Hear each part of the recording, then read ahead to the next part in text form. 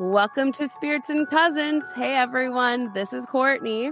Tish is not here with us tonight, but I have a lovely co-host, and this is Sarah Fae. You might remember her from the Metaphysical podcast. She's a metaphysical master, and we are excited to talk with you about this eclipse season.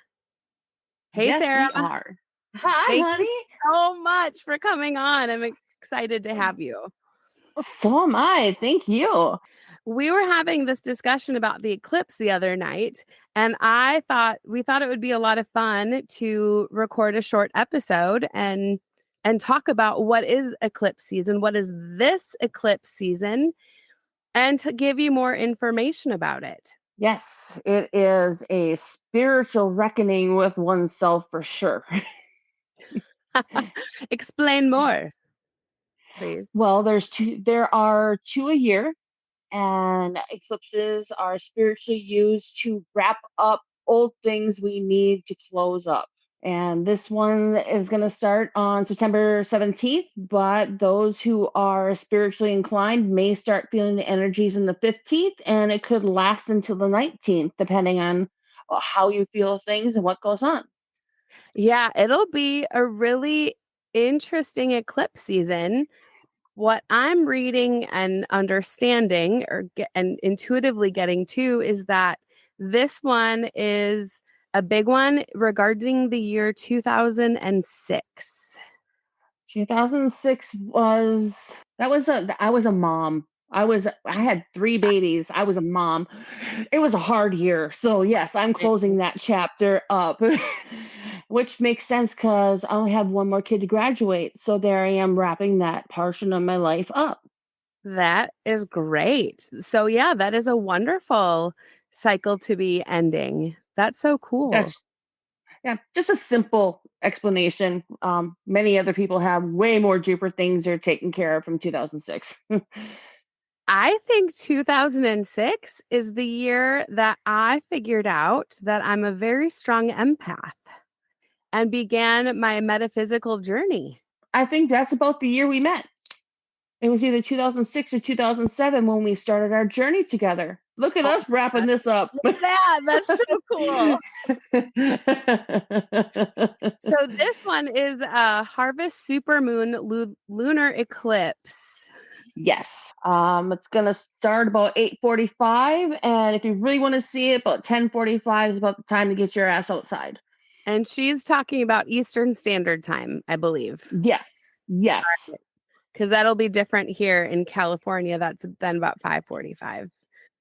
And Correct. in Minnesota, that would then be 7:45. Yes. See, look at you good. You're so good with numbers. Woohoo! Off the top of my head. This one will be really neat though, because a ring of fire is going to happen. Yes, that moon is going to have a very beautiful red hue to it. And because it's the harvest moon, is usually closer to the earth. So it's going to be that super moon that's gorgeous when you wake up in the morning. Oh, it is going to be really beautiful. Oh, can't wait. So, what's going to happen with this start of the eclipse season? We are actually starting this current season with a lunar eclipse. And that's interesting because lunar eclipses are all about, like you were saying earlier, transformation and also endings. Yes. Yes, we are for sure letting go of the old. We were talking about 2006, we're wrapping that up. Self reflection is going to be a big thing. Any decisions you made in the past may come back right about now and bite you in the ass. So maybe it's time to take care of those things. Connection with the divine, you may need to ground a whole lot more. It may be really hard for you to focus, or you might just be an emotional basket case. Those are excellent points. So, really, just make sure that you're giving yourself some ease and grace and love as you move through this because it might be a little hard. It might be similar to like a Mercury in retrograde because Mercury in retrograde is Correct. all about endings and letting go and figuring out how you can move forward. Correct. And whereas Mercury retrograde is kind of a hibernation because in that point you don't sign contracts, you don't buy big purchases, you just kind of stand back. But with this one, you get to be active in it. You may feel like you want to change your diet. Maybe heavy foods are too much. You might be tired, be drained. You, like I say, may have to cry some stuff out just to get it the hell out of your system because you're still holding on to it energetically, even though you're not thinking of it at this point in time. It might just pop up out of the blue. Well, that makes sense. So really make sure that you are engaging with your feelings and allowing them to help you let go. Okay. Therapy. It's time for your self therapy. Take lots of bubble baths, my friends. Oh, that's no joke. Having a bath and taking a shower, some of your favorite essential oils, cleanse yourself before the lunar eclipse will help you to release easier. That's great. What do you do during eclipse seasons? I am a crystal girl, so I put my crystals outside in order to be enhanced by the energies out there. I also make lunar water where you stick Ooh, a I usually use like a mason jar, anything glass. I don't like to use plastic for that. But you set it outside with the intention that that water is going to vibrate with the lunar energies. And then you can drink it and you'll be able to feel those energies whenever you feel like you need a boost. It's a very cool. lunar Red Bull. It's a lunar Red Bull. I like that. Yeah, so it just sounds like we all need to be kind to ourselves because we might be going through a lot. If there's any other stoneheads out there, if you want specifics as to what stones to have on you to kind of help alleviate or enhance the energies that you want. Quartz, pyrite, tiger eye, sunstone, tourmaline, selenite, amethyst, moonstone. There's a whole bunch of them. Any stone that does a reflection, because that's what the moon does is reflect. Those are very good stones to have. Otherwise, just go with your gut. Your inner self will tell you which stone to grab to make you feel better. Okay. What stone are you thinking is going to work for you? I actually have my pyrite skull. Ooh. We're going to have to do a short episode on skulls stones. I got two more, so now I have, I think, 37. So, yeah. Yes, we will. I'm feeling a pull. I haven't been wearing my rings in a while. I'm not quite sure why. I'm feeling a pull to start wearing my moonstone one again, and I'm my intuition is saying that it's because of this eclipse coming up, and it'll help Yes. provide some ease for me. I think everybody, it's so cliche, but after 2020, I think everybody went into this hibernation period where we all just kind of separated from each other and we kind of hid and we're just kind of unsure of these new routines that we all of a sudden had to have. And now I think is a time that we can kind of come back together and find ourselves again. So getting back into those habits, using your stones for affirmations and whatnot, is probably something everybody's feeling. Okay. Yeah, I was telling you earlier that I've been struggling lately, feeling like it's almost Mercury in retrograde. I've had a lot of electronic issues, a lot of miscommunication too. And while we are not 2 days away from the start of the energy for September 17th lunar eclipse, do you think that could be a piece of what's going on right now? Oh, for sure. And you have to also think that here in Minnesota, we're going to see the Northern Lights tonight. So Yeah. geomagnetic And storms, which actually can increase all of those things yes, too. correct. So it's going to feel a lot harsher, a lot more intense for some people. Okay, that makes sense. So again, for those of you going through it, give yourself some grace, ease, and love. Correct. So, from my understanding, you have a reading for us, Sarah. I do have a reading. I pulled three different cards tonight from my Enchanted Oracle. And it was fitting because almost every card is kind of on the dark side because it has moons, it has fairies, it has moths, just a little bit of embracing that dark side of us that we always don't always get a chance to embrace and appreciate. So the first card I pulled is called Dark Enchantment. Um, and this is more about the past. This is asking, did we make mistakes? Are they coming back to haunt us? did that choice you made back then lead you where you wanted to go, or is it where you needed to go? Hmm. So is it a goal that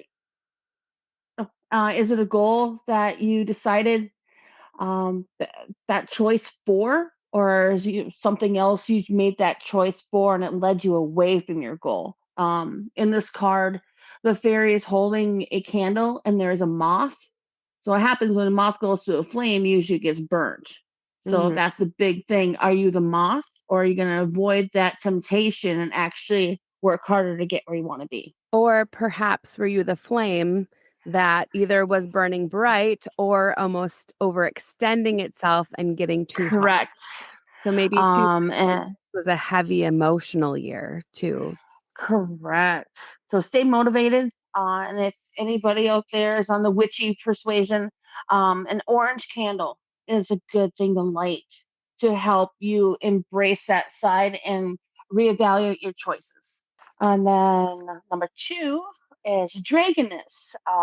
This is asking, are you the hunter or the prey?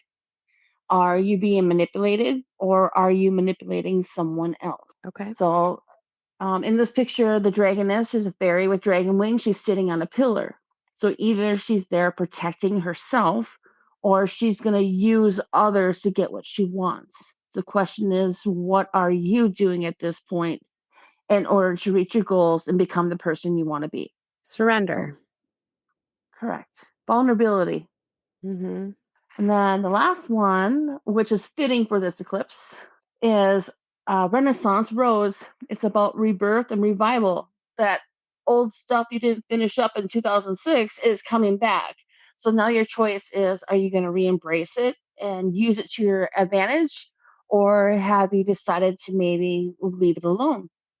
Could be hobbies, could be friends, could be lovers, could be old habits, any of those things. They're going to come back, bite you in the butt and say, hey, am I here for your good, or am I going to leave because I don't help at all? So it sounds like also, and what I'm getting is that you will have a lot of people will have a choice of whether to embrace this change and embrace letting go and surrendering, or it sounds like what I'm feeling is that, um, or you will fight against it and not Correct. change and do what you did back in 2006, which means you're not letting go, you're not surrendering, and it is harder to move forward.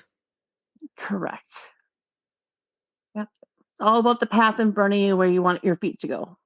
Okay. So you can choose to be your own enemy or you can choose to be your own love. Well put. I guess I know which path I'm taking, but it's also probably not going to be an easy path. And with having all of these possible temptations in our way, we have to choose whether or not we engage with them or move on. And welcome to being human. Right. Yeah. Yep. Plain and simple. That's why we're here in this dimension, this time, this place. Is it's all about lessons and deciding what we're going to take from this experience. Yeah. So much of it is about how to move forward and how we respond to all the different pieces in our life, whether it's metaphysical, whether it's right in our face and concrete.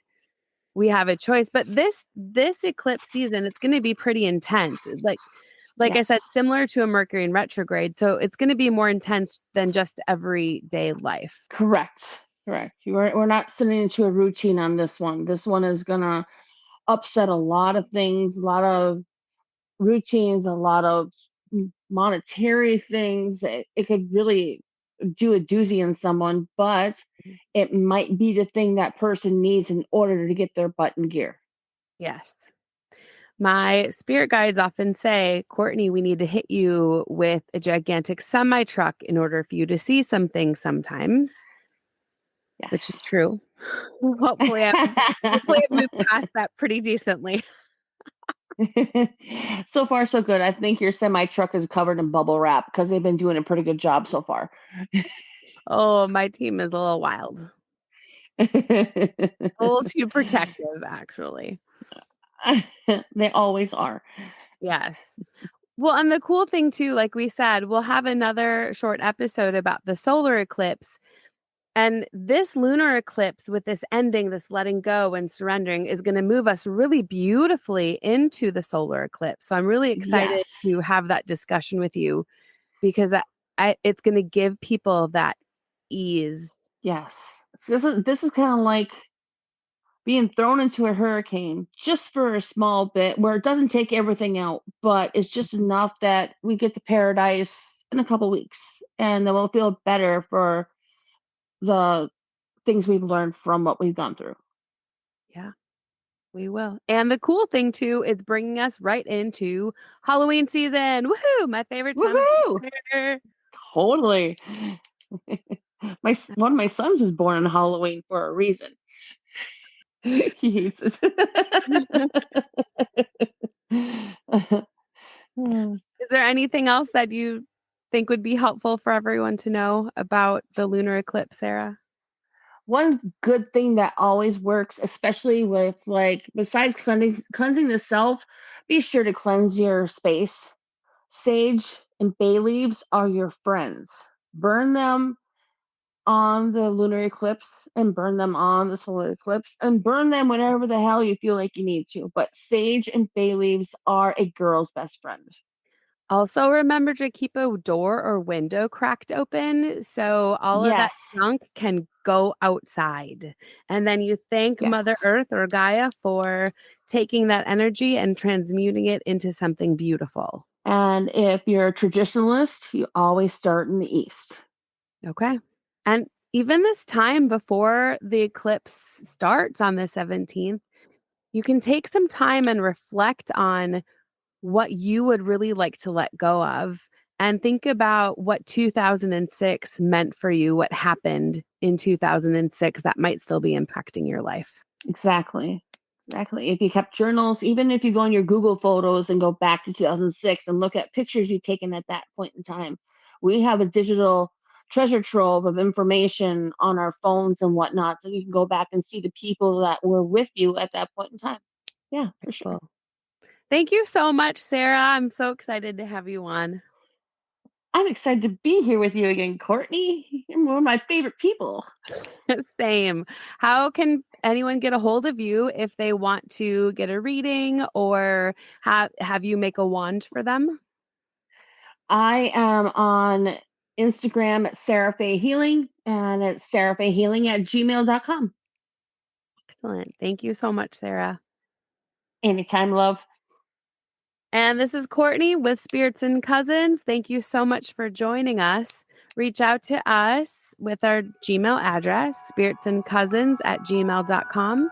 You can find us on TikTok at Spirits and Cousins, and the same thing with Instagram and Facebook. We love to hear your paranormal stories. Please reach out. And if you've had any really great readings from people, also reach out to us if you are interested in sharing your story. Have a good one. Bye.